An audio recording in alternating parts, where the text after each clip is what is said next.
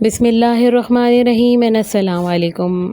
मैं हूँ रफ़त और आप देख रहे हैं यूट्यूब चैनल रफ़त की शहज़ादियाँ। जी जनाब, आज मैं लेकर आई हूँ कटिंग, ट्राउज़र की कटिंग लेकर आई हूँ। पहले ड्राफ्ट पे बनाना सिखाऊंगी मैं, उसके बाद फिर जो है कपड़े पे आपको कटिंग करना सिखाऊंगी। यहाँ पर जो है वो मैंने एक सिंपल पेपर ले लिया है। आप चाहें तो छोटा पेपर ले लें, आप चाहें तो बड़ा ड्राफ्ट ले लें।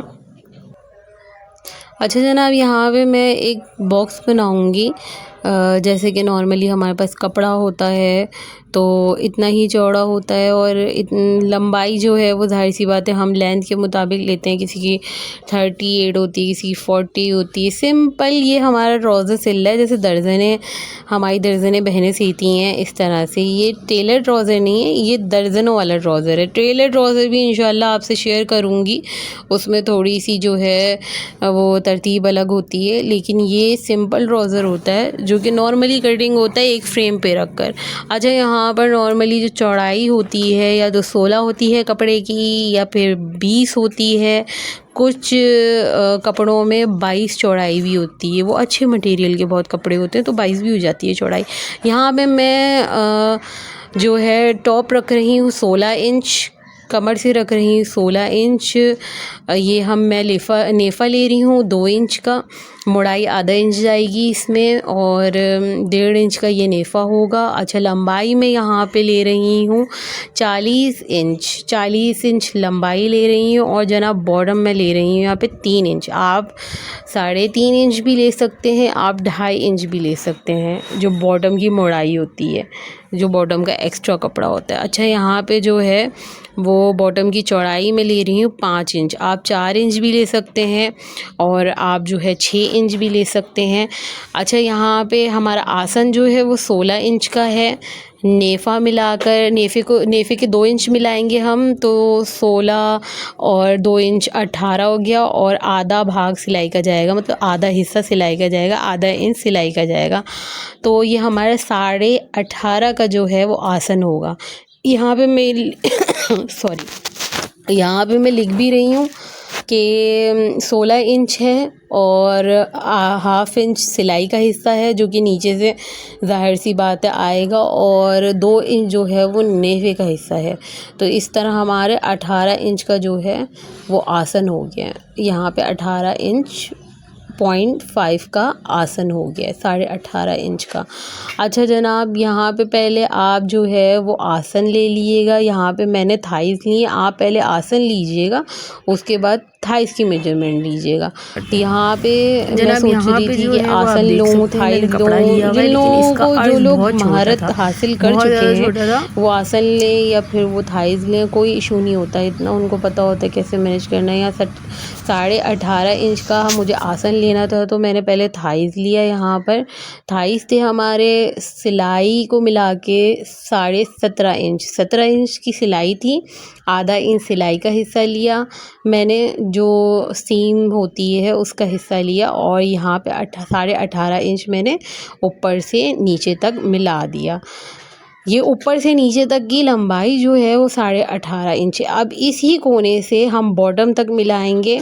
इसकी कोई लंबाई नहीं होती, जो बचा कुचा है बस बॉटम तक मिलाएंगे। आसन की लंबाई होती है असल में। यहाँ कर्व दे रही हूँ मैं ट्राउज़र को खूबसूरती देने के लिए। यहाँ कर्व आप दे सकते हैं, नहीं भी दे सकते, डिपेंड करता है कि आपको अच्छा लगता है कर्व या सिंपल सीधा ट्राउज़र अच्छा लगता है।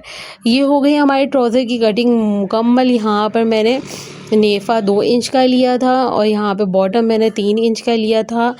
ये बॉटम और नेफ़ा हटा के हमारा ट्राउज़र जो है वो 40 इंच का बिल्कुल जो है वो तैयार हो जाएगा।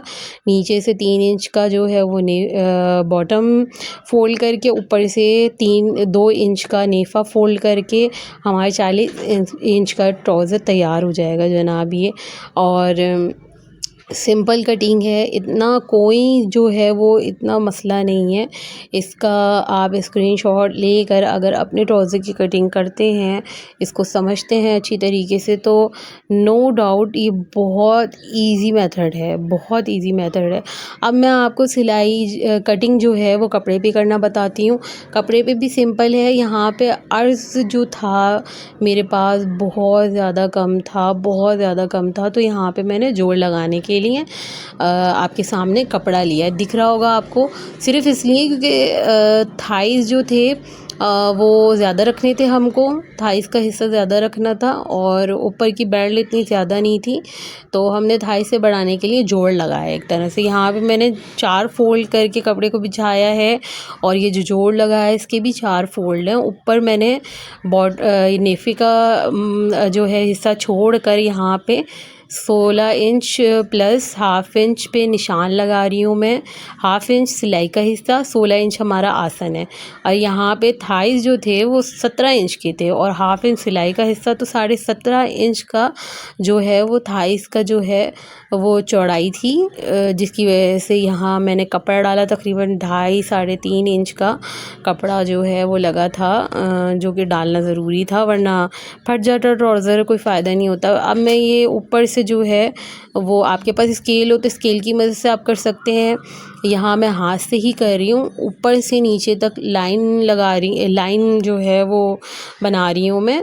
16 इंच प्लस हाफ सिलाई का हिस्सा, 16.5 इंच जो है वो हमारा आसन है, नेफे को हटा के, नेफे को मिला के जो है वो हमारा 18.5 इंच है। अच्छा जनाब, यहाँ हो गया हमारा आसन कंप्लीट। बॉटम में ले रही हूँ 5 इंच में मैंने निशान लगाया है और चौड़ाई मैंने जो है 5 इंच ली है और इसकी फोल्डिंग मैंने 3.5 या 3 इंच ली थी और सिंपल मैंने जो है वो आसन से लेकर बॉटम तक जो है वो निशान लगाया। आपके सामने मैं ये निशान लगा रही हूँ और अगर आप 5 इंच पाइंचा ले रहे हैं तो उसमें आधा इंच जो है वो आप ऐड करेंगे सिलाई का हिस्सा। यहाँ पे मैं कटिंग कर रही हूँ आपके सामने।